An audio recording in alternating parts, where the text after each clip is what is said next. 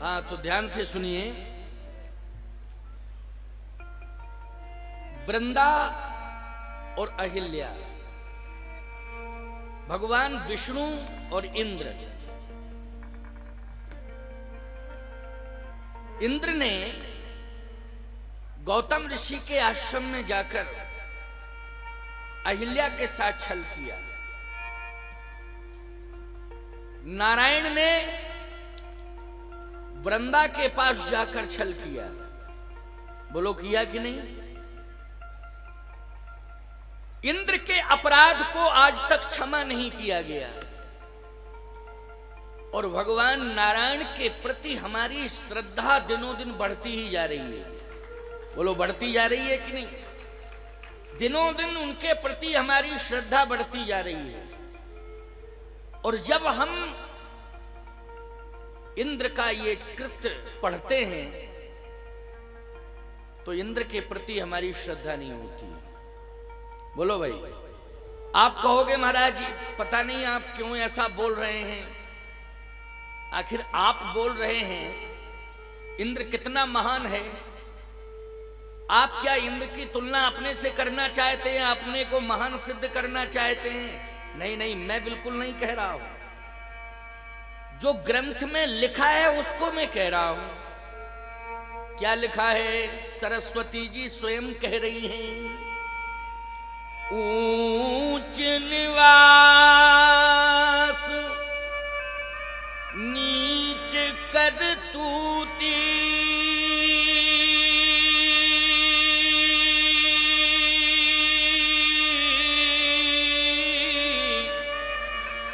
देख न सकई पराई विभूति।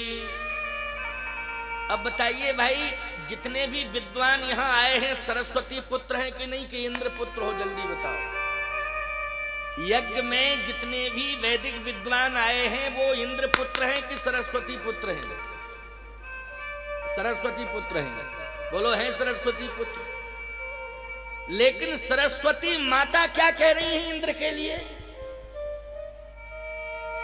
ऊंच निवास नीच कद तूती,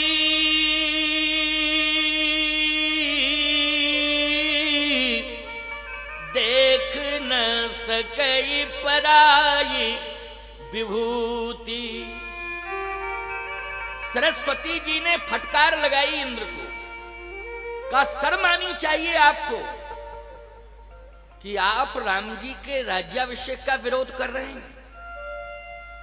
आप राम जी को राजा बनते हुए नहीं देखना चाहते हैं और मुझसे कह रहे हैं कि जाइए महाराज दशरथ की मति को भ्रमित करिए। ये आपको शोभा नहीं देता है और मैं इस प्रकार की बात स्वीकार नहीं कर सकती हूं। इंद्र ने कहा कि देखो, स्वर्ग की सत्ता खतरे में पड़ रही है, इसलिए स्वर्ग की सत्ता को सुरक्षित किया जाए। सरस्वती ने कहा कि अगर स्वर्ग की सत्ता खतरे में पड़ रही है तो अगर इस प्रकार से महाराज श्री दशरथ की मति को भ्रमित कर दिया जाएगा और प्रभु राम अयोध्या छोड़ करके वन चले जाएंगे तो अयोध्या की सत्ता खतरे में पड़ जाएगी कि नहीं पड़ जाएगी? भगवान राम बन जाएंगे, महाराज श्री दशरथ का महाप्रयाण हो जाएगा, अयोध्या की सत्ता खतरे में पड़ जाएगी। इसलिए आप अपनी सत्ता को सुरक्षित करने के लिए आप अयोध्या की सत्ता को दांव पे क्यों लगा रहे हो? सरस्वती जी ने कहा, मैं स्वीकार नहीं कर सकती हूं, इस तरह की चर्चा मुझे पसंद नहीं है। इंद्र ने बहुत प्रयास किया, लेकिन प्यारे बात यह है कि इंद्र की बातों में सरस्वती नहीं आई। फिर इंद्र ने भगवान से कहा, प्रभु राम से प्रार्थना की कि आप ये बताइए, अयोध्या में आप गए हैं, आप बैकुंठ छोड़कर अयोध्या गए, तो आप सिंहासन पर बैठने के लिए गए कि देवताओं की रक्षा करने गए, स्वर्ग की रक्षा करने, यज्ञ की रक्षा, गौ ब्राह्मण संत की रक्षा करने के लिए गए कि सिंहासन पर बैठने गए? भगवान ने कहा बैकुंठ की सत्ता छोड़ के हम अयोध्या आए हैं तो परित्राणाय साधु नाम विनाशाय च दुष्कृताम धर्म संस्थापनार्थाय संभवामि युगे युगे। धर्म की रक्षा करने के लिए ही मैं अयोध्या में आया हूं। तो अगर आप धर्म की रक्षा करने के लिए अयोध्या आए हैं तो आप सिंहासन पर न बैठकर धर्म की रक्षा करने के लिए जहां धर्म रो रहा है, भाई यज्ञ अगर सफल नहीं हो पा रहा है तो बोलो वहां धर्म रो रहा है कि नहीं रो रहा है? अगर यज्ञ सफल नहीं हो रहा है तो धर्म रो रहा है। सावधान, यदि गौ माता को समय से ग्रास नहीं मिल रहा है तो धर्म रो रहा है। ब्राह्मण का यदि सम्मान नहीं हो रहा है वहां धर्म रो रहा है। यदि संतों का सम्मान नहीं हो रहा है तो वहां धर्म रो रहा है। पृथ्वी पर यदि धर्म नहीं हो रहा है तो वहां भी धर्म रो रहा है। पृथ्वी पर अगर धर्म नहीं हो रहा है तो वहां भी धर्म रो रहा है। इसलिए कृपा करके आप ऐसी मति सरस्वती की कर दें कि सरस्वती जी अयोध्या आ जाएं।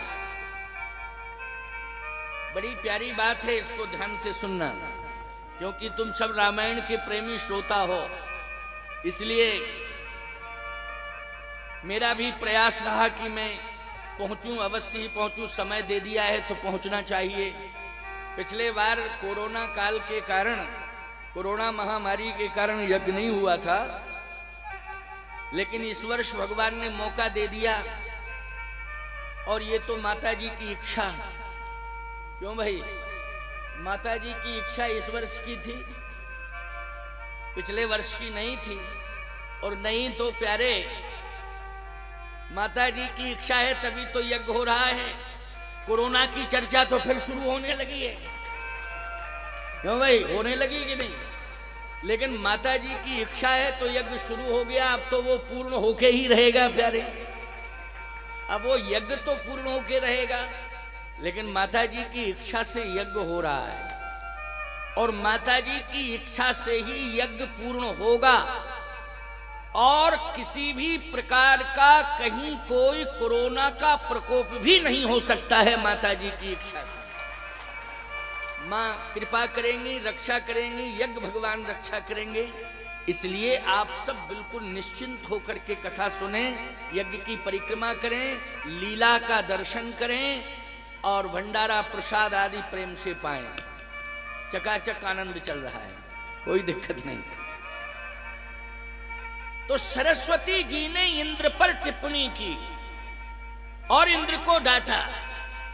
ऊंच निवास नीच कद तूती, ओ देख न सकई पराई विभूति। मैं समर्थन नहीं कर सकती हूं, आपका ये विचार स्वीकारोक्त नहीं। लेकिन जब भगवान से प्रार्थना की, इंद्र ने कहा कि प्रभु हमारी बात तो नहीं मानी जा रही है, लेकिन आप ही समझाइए, आप ही समझाइए। अच्छा एक बात बताओ, व्यक्ति चाहे जितने ऊंचे पद पर क्यों ना बैठा हो, धन हो, बुद्धि भी हो, लेकिन जब चरित्र नहीं होता है तो लोग उसका अदब नहीं करते हैं। अदब नहीं करते हैं यदि चरित्र नहीं है तो, समझ लेना इस बात को। और कौन नहीं जानता है, मैं संकेत दे ही रहा था आपको कि क्या आवश्यकता थी कि इंद्र को गौतम ऋषि के आश्रम जाने की। बोलो भाई, क्या आवश्यकता थी? लेकिन गया और ऋषि पत्नी पर आक्रमण किया। आक्रमण किया तो गौतम आक्रोशित हुए और आक्रोश में आकर के गौतम ने श्राप दे दिया कि तू रोगी हो जा, सहस्त्र योनिज हो जा। अहिल्या से कहा तू पत्थर हो जा। लेकिन मैं कहना यह चाहता था कि पत्थर बनने का श्राप दिया अहिल्या को, और क्या आ जाती है? जड़ता। विरोध करना चाहिए था अहिल्या को और अहिल्या को श्राप देना चाहिए था इंद्र को। गौतम की बात छोड़िए, अहिल्या को या कि नहीं दिया? नारायण को श्राप किसने दिया? वृंदा ने दिया। इसका मतलब है कि वृंदा स्वीकार नहीं करना चाहती थी, इसलिए श्राप दे दिया। लेकिन अहिल्या मौन हो गई, इसलिए वो भी श्राप की भागीदार बन गई। ये ब्रह्मा की बेटी है, ब्रह्मा बुद्धि का देवता है। याद रखना, जब ब्रह्मा बुद्धि का देवता है तो बुद्धि से संबंधित हुई अहिल्या की नहीं हुई। और याद रखना, जिस दिन हमारी बुद्धि वासना के प्रति आकर्षित हो जाती है, उसी दिन हमारी बुद्धि में जड़ता आ जाती है। आज वासना के प्रति अहिल्या रूपी बुद्धि आकर्षित हुई तो आज पत्थर की हो गई। इसका मतलब है कि बुद्धि हमारी पत्थर कब होती है? बुद्धि में जड़ता उस समय आती है जब बुद्धि वासना से जुड़ जाती है। और जब हमारी बुद्धि उपासना से जुड़ जाती है तो हमारी बुद्धि में चैतन्यता आ जाती है, हमारी बुद्धि में चैतन्यता का संचार हो जाता है। आज अहिल्या श्रापित होकर के पत्थर हो गई, इंद्र रोगी हो गया। लेकिन प्रश्न इस बात का है कि भगवान नारायण ने भी वृंदा के साथ छल किया, तो नारायण का सम्मान क्यों बढ़ता जा रहा है? और इंद्र अपयश का पात्र बन गया। नारायण सदा पूज्य हैं, सदा स्मरणीय हैं, सदा वंदनीय हैं। हम सब नित्य उनका स्तवन करते हैं। बोलो, करते हैं कि नहीं करते हैं? जब तक नारायण का स्तवन नहीं कर लेते हैं तब तक अन्न जल ग्रहण नहीं करते हैं। प्यारे, इतनी श्रद्धा है नारायण के प्रति। बोलो, है कि नहीं? ये नारायण का सम्मान कृत्य पर अगर विचार किया जाए, अगर विचार किया जाए तो वो ईमानदारी से बताओ, सोचना पड़ेगा कि नहीं हमें। लेकिन आज मैं समाधान किए देता हूँ, बहुत बढ़िया निराकरण किए देता हूँ, भ्रम निकाले देता हूँ। यदि कोई व्यक्ति इस प्रकार की चर्चा करे तो आज के समाधान को कान से सुनना और हृदय में रखना। हमेशा हमेशा के लिए ये झंझट खत्म और आप उत्तर देने में शेर बन जाएंगे, सिंह की तरह दहाड़ के बोलना।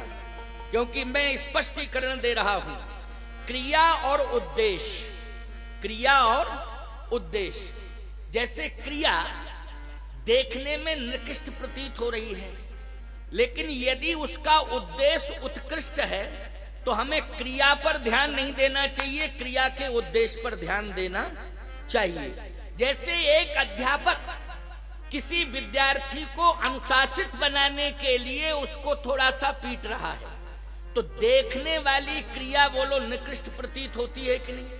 लेकिन विचार करना चाहिए अध्यापक का उद्देश्य क्या है। अध्यापक का उद्देश्य क्या है?